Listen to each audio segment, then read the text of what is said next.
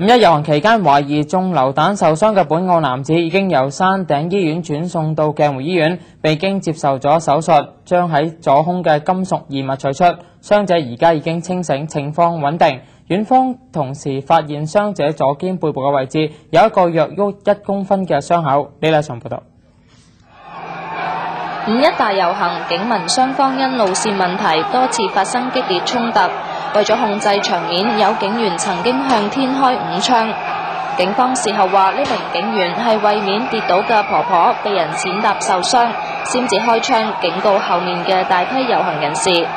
但隨後喺距離開槍地點超過300米嘅地方，一名正係駕駛電單車嘅男子肩部大量出血，要送山頂醫院治療。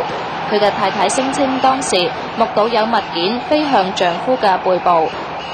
呢名男子係澳門人，50幾歲，當晚7點左右已經由山頂醫院轉送鏡湖醫院，並喺2個小時之後進行微創手術。院方早上開記者會話，手術係利用 X 光影像學同胸腔鏡取出位於傷者左胸裡面嘅金屬異物，異物穿過肋骨嘅間隙，到達胸膜位置。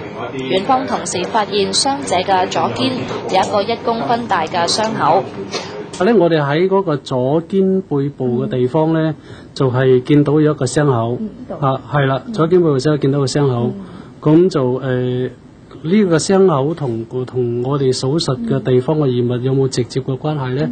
我諗呢方面咧就唔係我哋今次手術要追究嘅問題嚇。